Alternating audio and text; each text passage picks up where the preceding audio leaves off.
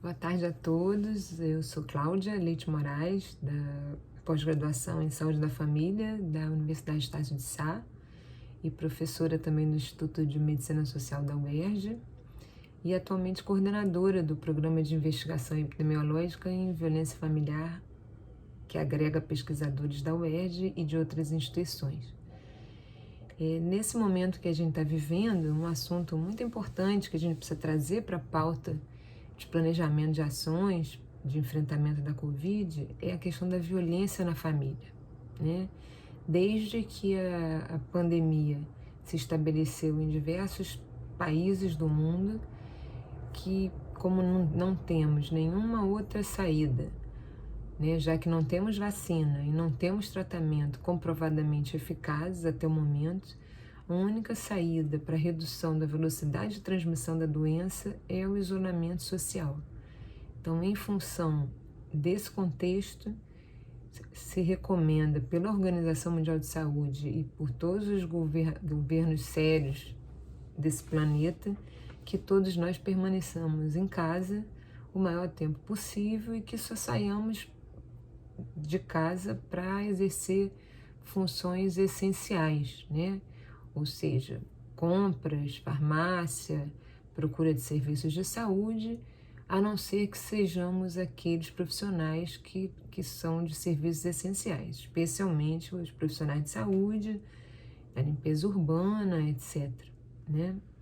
Então, nesse contexto, a única coisa que nos resta fazer é permanecermos isolados no sentido de diminuirmos nossa transmissão do vírus de um para o outro, né? Isso está sendo feito no mundo inteiro e é uma alternativa para a redução dessa velocidade de contágio e para a redução da sobrecarga dos serviços de saúde. Nesse momento a gente está vivendo no Rio de Janeiro e no Brasil como um todo, né?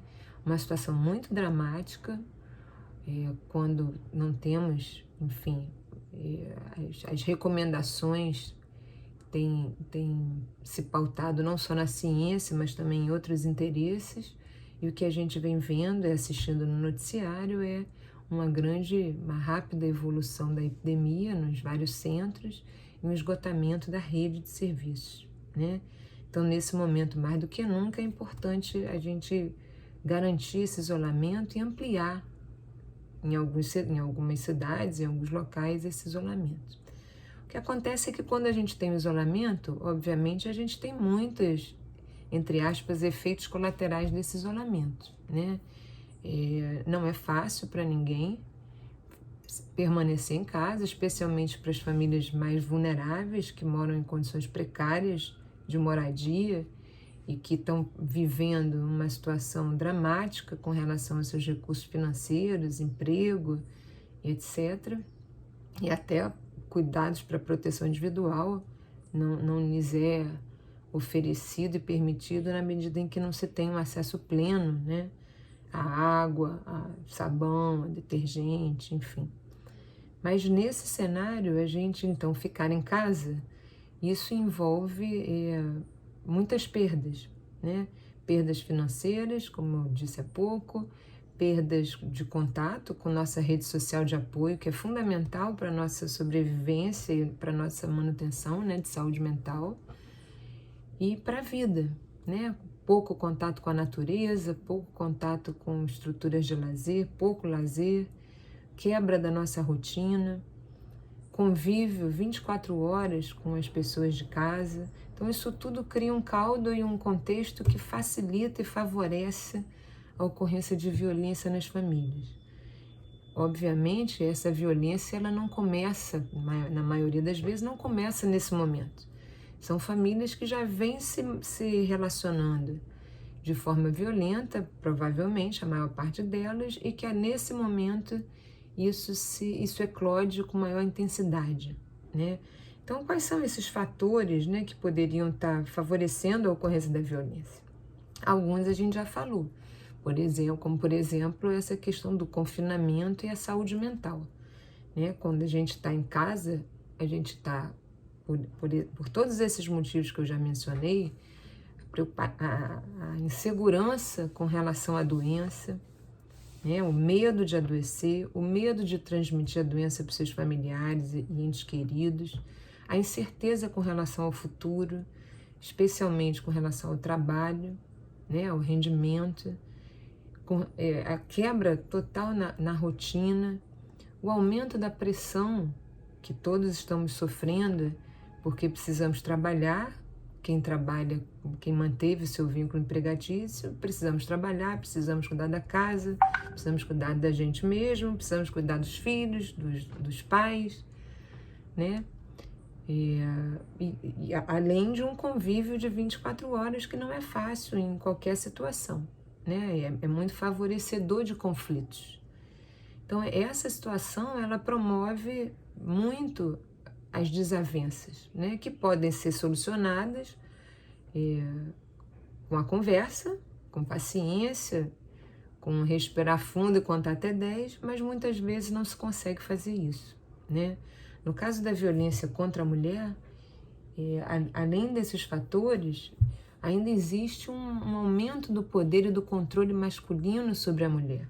Porque nesse momento de confinamento, especialmente nos lares menores, não se tem nem espaço para se conversar com amigos, se buscar essa rede social de apoio, né? Família, amigos, instituições, inclusive formais de proteção, porque o companheiro agressor está às 24 horas com a mulher, né?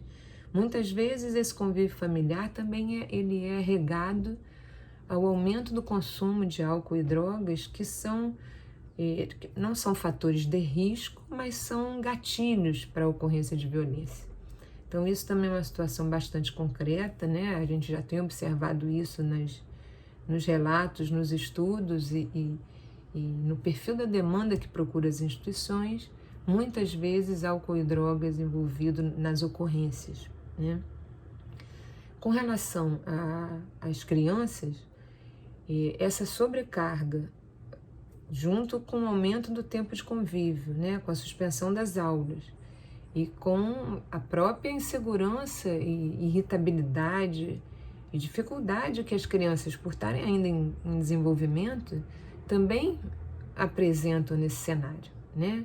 Se nós que temos conhecimento do que está acontecendo, ao vermos o noticiário, já nos abala, imagina as crianças, né? Então tudo isso são situações que promovem essa violência, né? Ainda temos o grupo dos idosos, que é um grupo muito particular, muito dependente do cuidado, muitas vezes em isolamento e absolutamente sozinhos, né? E algumas vezes com cuidadores formais ou informais, que também estão sobrecarregados e muitas das vezes também sozinhos nesse cuidado, né? Isso também é uma forma de violência, né? Esse isolamento do idoso também é uma forma de violência, né? Muitas vezes eles dependem do contato físico, presencial com seus familiares e com seus colegas, com a vizinhança, né? É o senhor do jornaleiro, é a caixa do mercado, é o porteiro que faz a companhia, são as pessoas do centro de convivência, enfim, tudo isso suspenso. E os idosos não têm a habilidade que os mais jovens têm para lidar com as redes sociais. Então, a única maneira de estar perto do idoso é através do telefone, muitas das vezes, né? Isso para os idosos que são mais sozinhos, além do maior risco de contágio para aqueles idosos que vivem em situações de famílias de classes populares, nas favelas do Rio de Janeiro, por exemplo, né? Onde muitas vezes você não tem nem como isolar o idoso, num momento em que seria muito importante, né, ele ter um isolamento, especialmente em situações onde há algum caso suspeito no domicílio, já que o idoso ele é uma população vulnerável aos casos mais graves de Covid, né? Então, tudo isso chama muito a nossa atenção, né? Então, nesse cenário é muito importante que todos nós, cidadãos do Rio de Janeiro, do Brasil, que a gente meta a colher, né? Meta a colher nas relações familiares alheias. A gente não é acostumado a fazer isso, mas especialmente nesse momento, onde as instituições de apoio nem sempre estão disponíveis, apesar delas estarem se desenvolvendo mecanismos, né, de denúncia que não dependa do contato presencial, muitas vezes essa denúncia da própria vítima ela é prejudicada, especialmente por conta de estar ao lado do agressor, né? E isso gera medo, e não é um medo infundado, é um medo concreto, porque muitas vezes a denúncia, a descoberta de uma denúncia aumenta a violência, especialmente a gravidade da violência. Então, nesse cenário é muito importante que nós, em casos suspeitos de violência, que a gente denuncie, né? Que a gente faça a denúncia para os conselhos tutelares, para o Ministério Público, para a Polícia Militar, ou que a gente utilize os canais, né, da rede de apoio, o Disque 100, o Disque 180, né, para direitos que são canais de denúncia com relação ao desrespeito aos direitos humanos e à violência contra a mulher, contra a criança e outras situações de rompimento, de não respeito aos direitos, que a gente utilize esses canais, né?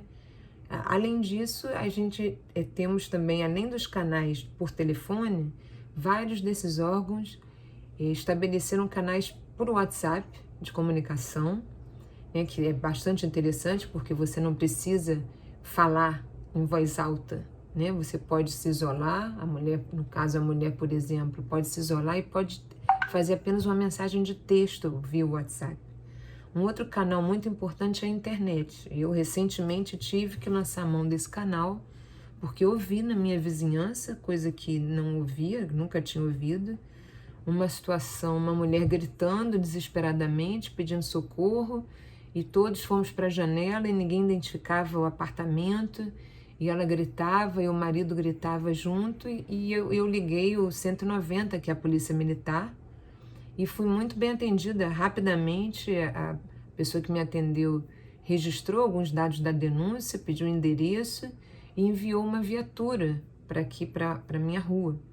E essa viatura parece que fez algum contato, provavelmente com os moradores e enfim, com o agressor e com a vítima, e o fato é que a gente deixou de ouvir a situação, né? O grito, parece que as coisas acalmaram. Então, muitas vezes, essa denúncia ela não é uma denúncia que necessariamente vai levar a algum processo criminal. Muitas vezes é uma forma de controle. Só a denúncia e a conversa de uma polícia militar, por exemplo, de um conselho tutelar com os responsáveis da criança, só essa conversa, isso já interrompe esse ciclo de violência.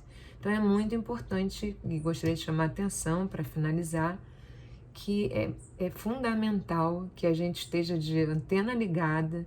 Todos nós podemos salvar vidas, todos nós podemos colaborar para que esse problema, né, de saúde pública tão comum já em outros momentos das nossas vidas, mas especialmente agora com o isolamento social, que ele não avance, que não seja mais um problema para a gente lidar, porque a gente já tem tantos outros, né? Então eu queria me despedir dizendo que a violência é muito comum, é muito mais comum do que a gente pode imaginar, que todos nós temos alguma coisa a fazer com relação a isso, todos nós conhecemos, muitas vezes nós mesmos já passamos por situações dessas, ou conhecemos ou temos parentes próximos que já passaram por situações dessas, e uma palavra ou uma denúncia ou uma conversa muitas vezes pode amainar o problema, né? E em casos de maior gravidade, a gente pode fazer esses encaminhamentos, né? Essas instituições elas são treinadas para dar o encaminhamento necessário, desde um encaminhamento para uma atenção psicossocial até um encaminhamento para uma medida protetiva, se for uma situação mais grave. Tá bom? Muito obrigada, eu queria agradecer a oportunidade e parabenizar a Estácio por estar tendo essa iniciativa de trazer temas muito variados e todos pertinentes para essa discussão e para a pauta do enfrentamento da Covid. Obrigada.